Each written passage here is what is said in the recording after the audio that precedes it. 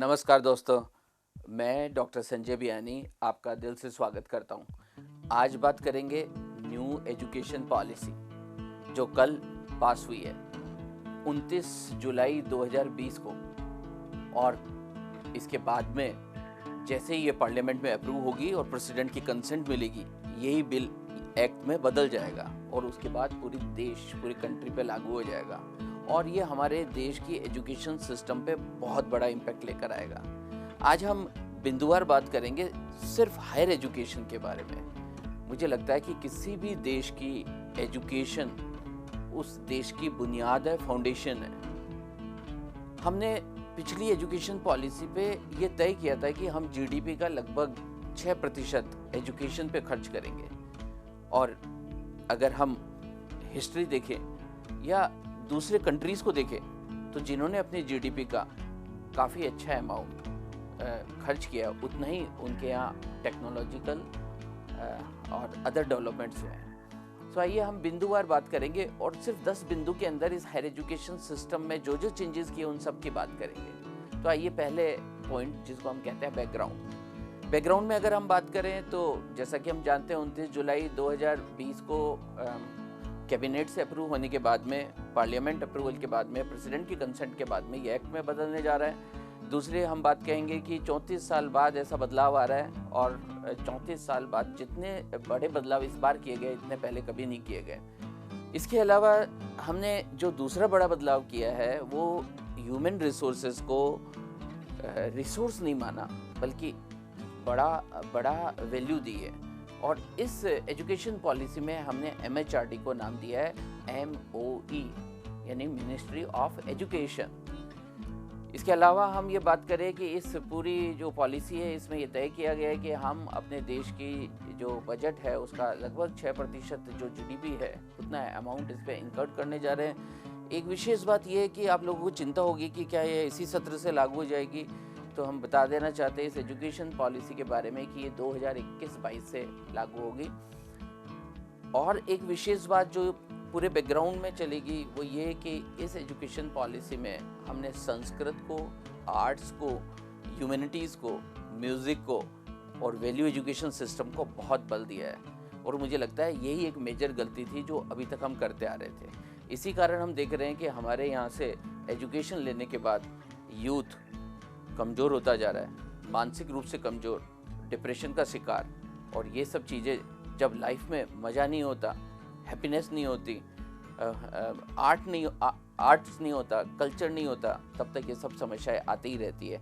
इसको भी बहुत अच्छे से एड्रेस किया है। आइए फिर चलते हैं दूसरे पॉइंट पे। ये जो दूसरा पॉइंट है ये है multi entry and multi exit system. वाह, कितना शानदार बात है।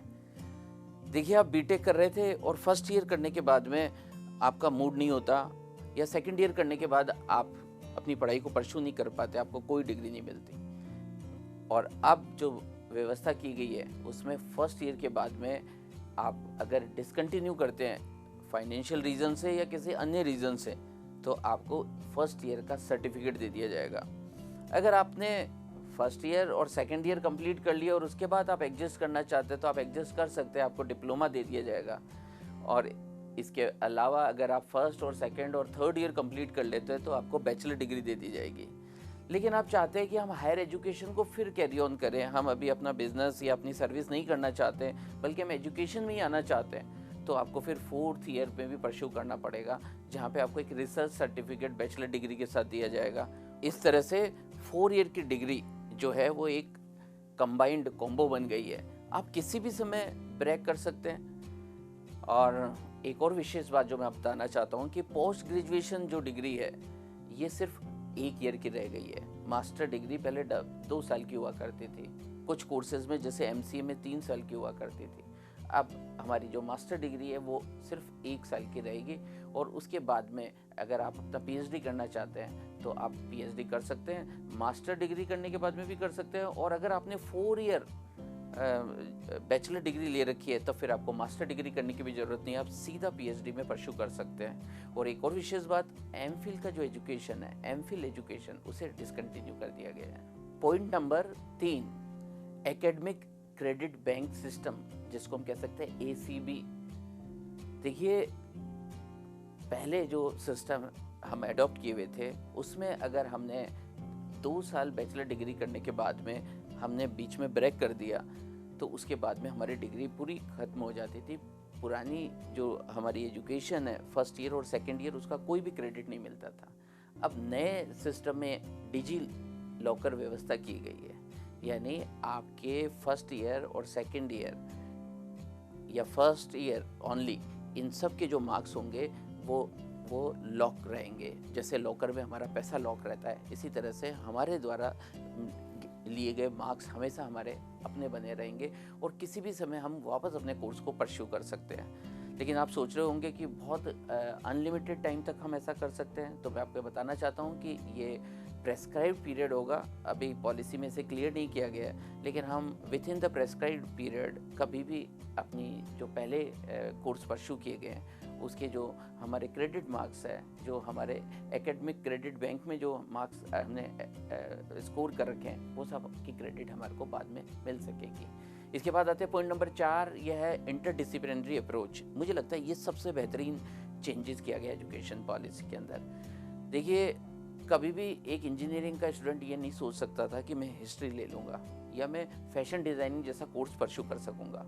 अब नई एजुकेशन सिस्टम में ये बदलाव कर दिया गया है कि अगर आप फिजिक्स पढ़ रहे हैं, मैथ्स पढ़ रहे हैं, तो आप ह्यूमैनिटीज़ भी साथ में ले सकते हैं। मुझे लगता है कि ये बहुत बड़ी ज़रूरत थी और इसके बिना मुझे लग रहा है हमारा एजुकेशन सिस्टम या तो साइंटिस्ट बना रहा था या फिर वो बहुत ज़्यादा आर्टिस्ट बना रहा था।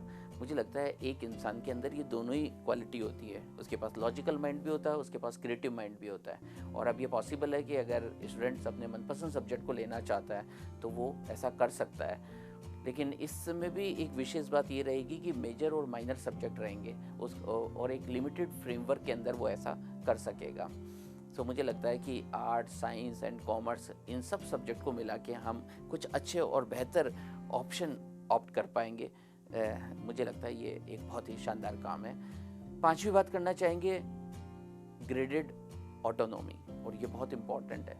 अभी तक हमारा पूरा एजुकेशन सिस्टम जो था ये बहुत ज़्यादा गवर्न हो रहा था और बहुत सारे रेगुलेटर्स थे, बहुत सारा करप्शन भी था।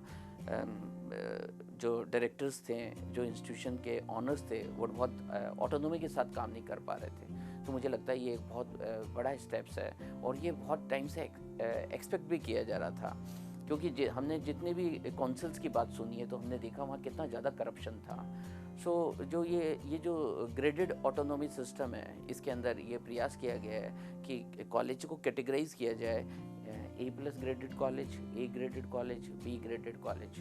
B ग्रेडेड कॉलेज को A ग्रेडेड कॉलेज में प्रमोट किया जाए, A ग्रेडेड को A+ कॉलेजेस में कन्वर्ट किया जाए। A+ जो ग्रेड कॉलेजेस हैं जिनको A+ ग्रेड मिल रही है, उनको पूरी ऑटोनॉमी रहेगी, वो अपने एग्ज़ाम खुद कंडक्ट कर सकते हैं यूनिवर्सिटी की तरह ही। तो मुझे लगता है ये काफ़ी बड़ा बदलाव है।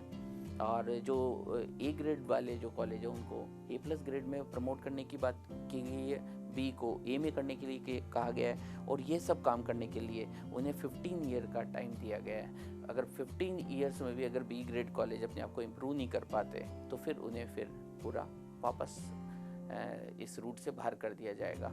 इस तरह से ग्रेडेड ऑटोनॉमी इस एजुकेशन पॉलिसी की एक खास बात बनी है। इसके बाद आते हैं पॉइंट नंबर 6 में। पॉइंट नंबर 6 में हम बात कर रहे हैं रेगुलेटर्स। जैसा कि हमने अभी थोड़ी देर पहले ही बात की कि हमारे हायर एजुकेशन इंस्टीट्यूशन में बहुत सारे रेगुलेटर्स हैं। कभी हमें UGC को फेस करना होता है, कहीं AICTE को फेस करना होता है और कहीं NCT को फेस करना पड़ता है। और इस तरह से हम देखते हैं कि बहुत सारे रेगुलेटरी जो अथॉरिटीज़ है वो जो अपना काम करती है, तो उससे जो काम करने वाले लोग हैं उन्हें बहुत परेशानी का सामना करना पड़ता है। इसलिए कोशिश की गई है कि सेल्फ डिस्क्लोज़र किया जाए कॉलेज द्वारा, अपने जो इम्पोर्टेंट इन्फॉर्मेशंस है उन्हें खुद ही डिस्क्लोज़ करें, खुद ही उन्हें ऑनलाइन अपलोड करें ताकि इनका इंटरवेंशन कम से कम हो सके। तो ये भी एक बहुत अच्छी बात है जो हमारे देश में जो एजुकेशन में जो करप्शंस है उसको ख़त्म करने में काफ़ी इम्पोर्टेंट रोल बनाएगी। इस तरह से सिंगल अम्ब्रेला रहेगा। अभी इसका में और डिटेलिंग आना एक्सपेक्टेड है, क्योंकि हमारे यहाँ बहुत सारी रेगुलेटरी अथॉरिटीज़ हैं। पर मैं यहाँ बताना चाहूँगा मेडिकल और लीगल एजुकेशन को इससे अलग रखा गया है। उनके लिए जो नियामक संस्थान है जैसे बार काउंसिल ऑफ इंडिया या MCI, वो अपना काम यथावत करती रहेंगी।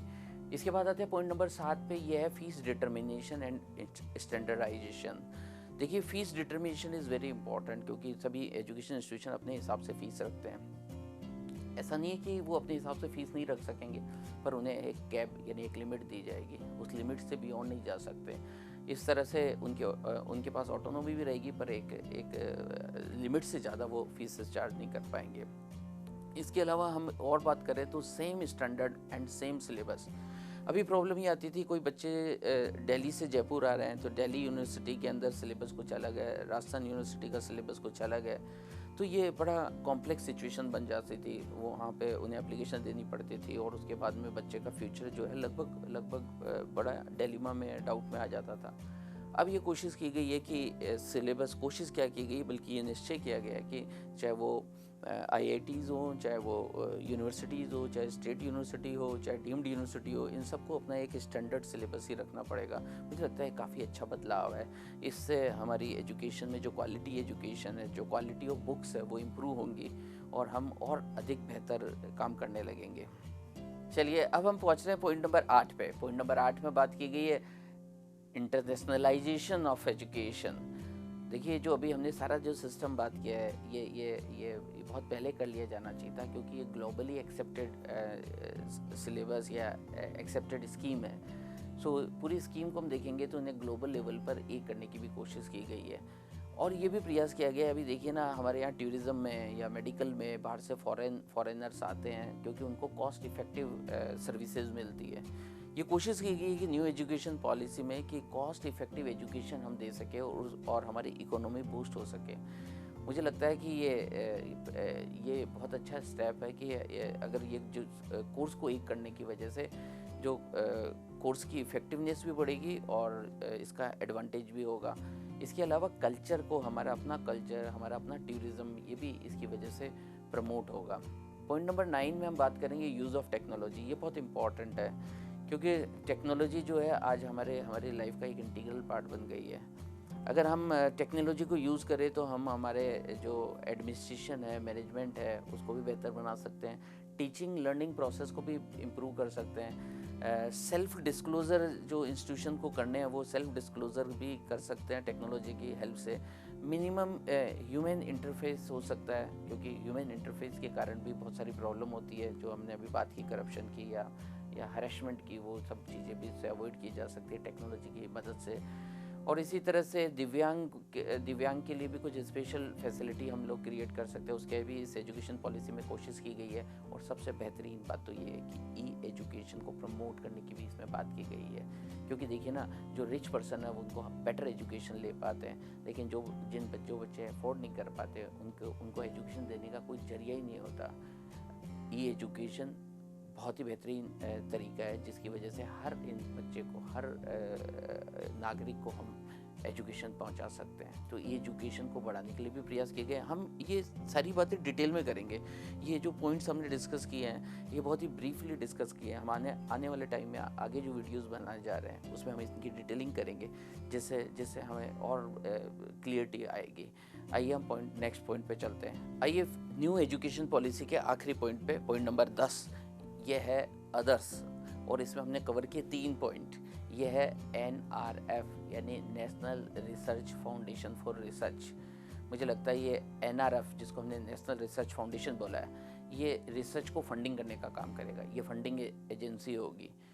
अभी भी देखिए ना, हम अपनी GDP का हालांकि लगभग 4% पैसा एजुकेशन पे खर्च करते हैं, पर वो सही तरीके से नहीं किया जाता। वो 4% पे भी हम देखेंगे तो इनएफिशिएंसी यहाँ भी है, क्योंकि जिन टीचर्स का पे हम सैलरी पे जो मेजर बजट है वो खर्च करते हैं, वो उतना प्रोडक्टिव उसका रिजल्ट नहीं दे रहे हैं। और हम ज़्यादातर एजुकेशन में प्राइवेट सेक्टर पे ही डिपेंडेंट है। तो जो 4% बजट है उसका देखा जाए तो इफ़ेक्टिवली यूज़ तो वो बहुत ही कम हो रहा है। तो NRF जो है वो प्राइवेट और गवर्नमेंट सभी इंस्टीट्यूशन को फंडिंग का काम करेगी रिसर्च प्रोजेक्ट के लिए। मुझे लगता है कि हमारे देश की सबसे बड़ी कमजोरी रिसर्च ही है।